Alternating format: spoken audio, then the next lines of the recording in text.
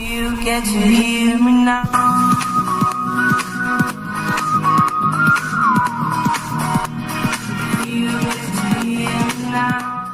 Hello and welcome, my name is Topher, and to everyone that said I'd lost my marbles, the joke's on you, I bought 1,000 more.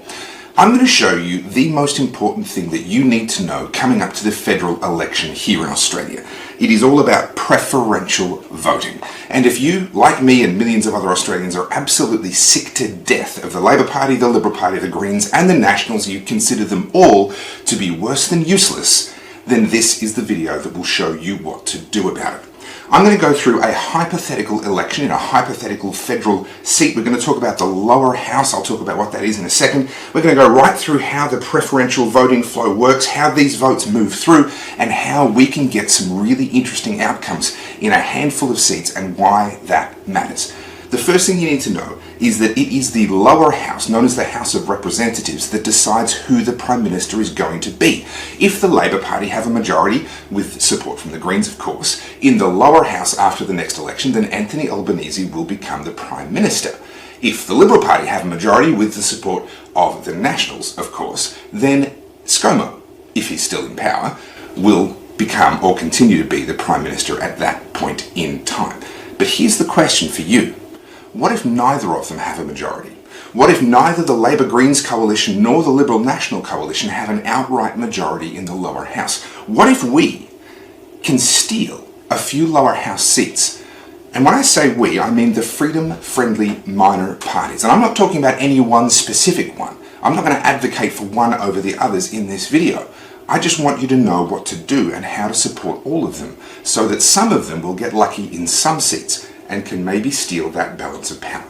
What would happen then is, in order for Anthony Albanese or ScoMo to become the Prime Minister, they would have to negotiate with these MPs that have been elected for these freedom-friendly minor parties. Those parties could include One Nation, GAP, UAP, the Liberal Democrats, A1, IMOP, there's a whole bunch of them. And it doesn't matter which one's which. I've got 4 of them in this particular seat, this particular example that I'm going to give you.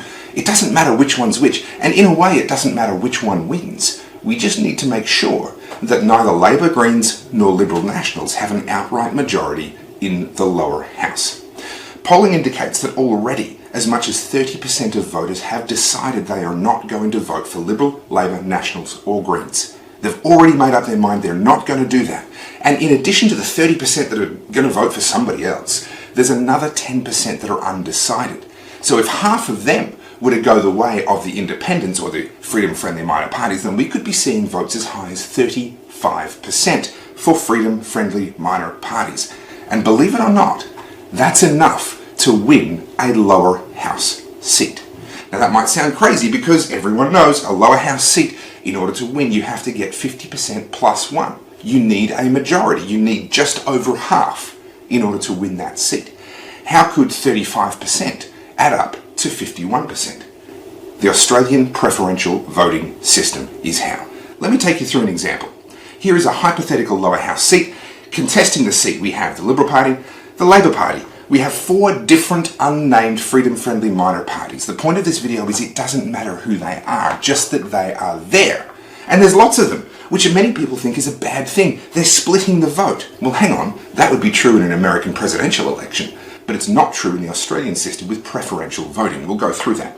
We've also got the Greens, of course, and I've thrown in one independent. I'm saying this one's a left-leaning independent over here, whose preferences are mostly going to go to the Greens and Labor. We'll see how all of that plays out. So this is the lie of the land.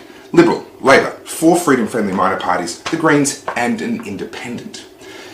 What I've got here is the votes allocated according to the first preference. So when you get your sheet, you've got a whole bunch of boxes down the sheet, and you will put a number 1 next to one of those candidates. That's where the votes are right now. They're in the number 1 position.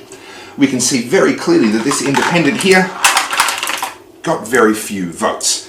Maybe their mum, business partner, who knows. A handful of people voted for them. They have the lowest number of votes and they are automatically eliminated first. But these votes aren't dead. We don't throw them in the bin. These votes now go to the number 2 on their piece of paper. Now I'm assuming that this particular independent was probably a left-leaning independent, so I'm going to say that 2/3 of their votes get added to the Greens, and the remaining 1/3 go directly to the Labour Party. Now it so happens that we've got these 4 freedom-friendly minor parties here, and these are pretty close on votes. We've got 2 freedom-friendly minor parties and the Greens all pretty close on votes, and it so happens that the preferences from that independent are just enough to put the Greens ahead of that freedom-friendly minor party. So now that we've sorted out the new order, we do the same thing again. We eliminate the last place. You understand how this works now? So this one here has a whole bunch of votes. Again, it doesn't matter which of the freedom-friendly minor parties that was. It's just, it was one of them. They're now eliminated. And we have a handful of votes from them. Now I've got this marble here that looks a little bit different to the others. It's a different colour and a different size. Now I'm pretending that this is our vote, and we've done the right thing, and we've made sure, and this is the key, we've made sure that we put every single freedom-friendly minor party before we put anyone else on the ballot. So 1, 2, 3, 4, depending on the seat that you're in, it might be 5 and 6. You number all of the freedom-friendly minor parties before you number anybody else. This is our vote here, and it so happened it was in the freedom-friendly minor party that just got eliminated. But remember, that's not the end of the vote for this particular party. So what happens here is our vote goes, it so happens, to the next smallest. We didn't know that at the time. We just voted for the 4 that we liked, or we put them in the order that we liked best. But it so happens it goes to that one, as do a bunch of others. But you know what? Not enough to actually change the order. A few go in there, a few go in here, a few go in here. And here's the crucial thing to understand. There were a few of them that just put their favourite freedom-friendly minor party at the top, and then they just put the Liberals next. And their votes go straight from there into there, and they're gone. For our purposes, from our point of view, they're gone. They're no longer any use to us. This is why it's so important to put all of the freedom-friendly minor parties on the top of the ballot and all of the other parties on the bottom of the ballot to make sure your vote goes all the way through every single freedom-friendly minor party. Now here's what happens next. These guys get eliminated. Our vote, this is this one here, it so happens, ends up in that one. Alright? These people all knew what they were doing. They understood the principle. And they made sure that their vote, doesn't really matter which order, they made sure that their vote went to another freedom-friendly minor party rather than to the Liberal, Labour or Greens. That's the crucial, or the Nationals, in a seat with the Nationals. That's the crucial point.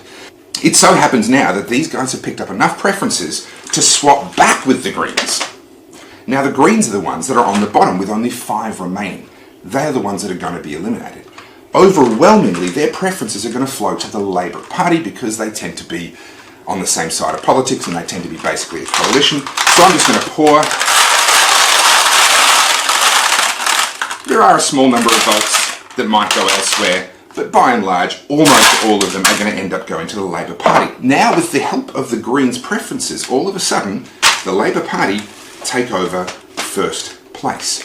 Now, with only 4 parties left, we have the Labour Party, we have the Liberal Party, we have 2 remaining freedom-friendly minor parties. Now, it so happens, and I've done this deliberately, these 2 between them add up to 70% of the vote.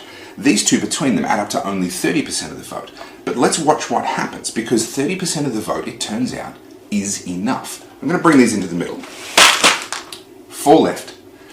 This one gets eliminated. Again, it doesn't matter which of the freedom-friendly minor parties has just been eliminated, or it doesn't matter which one's left. It could be any one of them.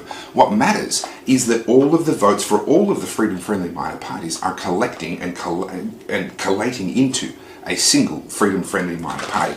Now these people, a few of them voted Labour as their next preference, a few of them voted Liberal or vice versa as their next preference, but the overwhelming majority had watched this video and understood how it worked,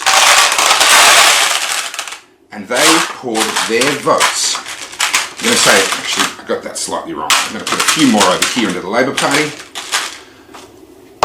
Here's the crucial point.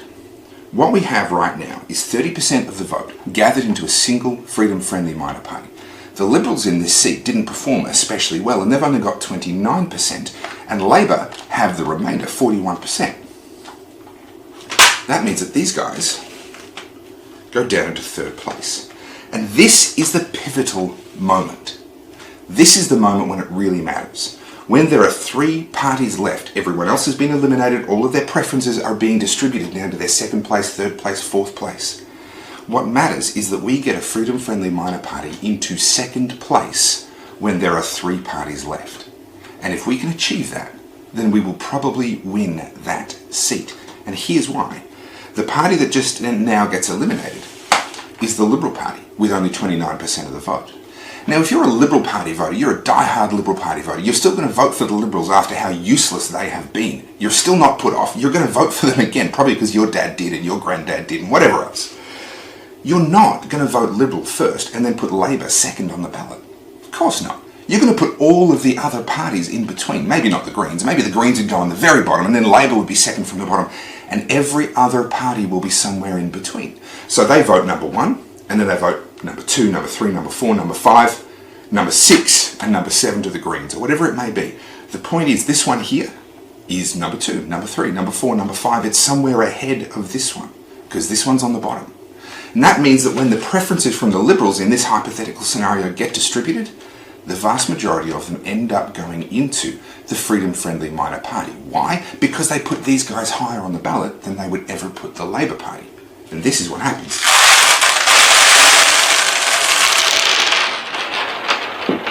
And we have a winner.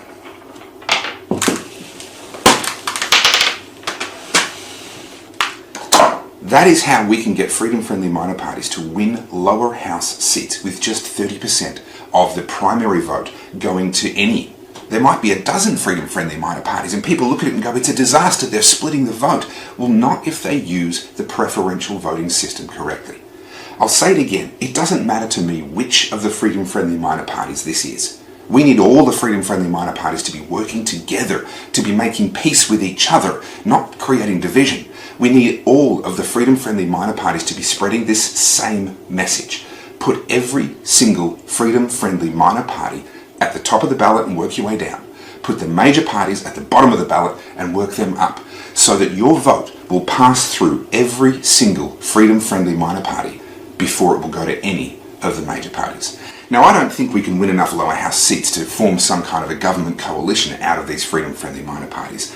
But I do think that we can win enough lower house seats to hold the balance of power. And that means that these candidates and these parties, whoever they turn out to be, it's the luck of the draw in the end, but whoever they turn out to be, they can hold the incoming Prime Minister accountable and make sure that we don't see repeats of the kinds of disastrous mistakes that have been made over the last couple of years and, let's be honest, the last couple of decades.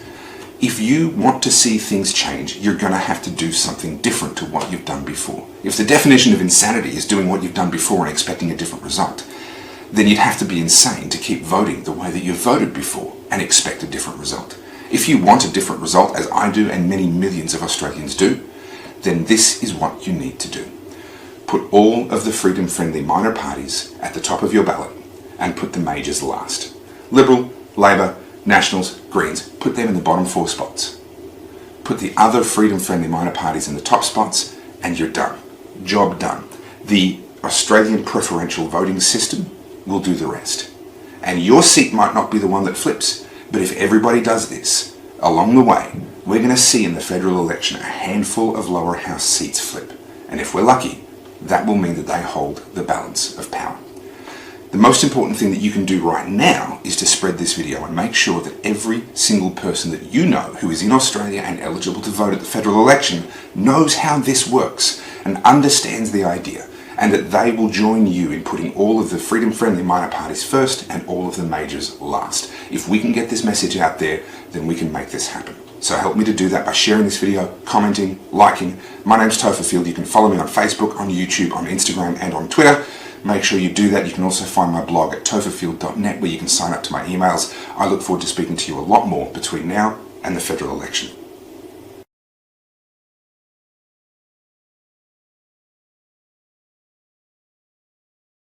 Truth Seeker News, where we go one, we go all.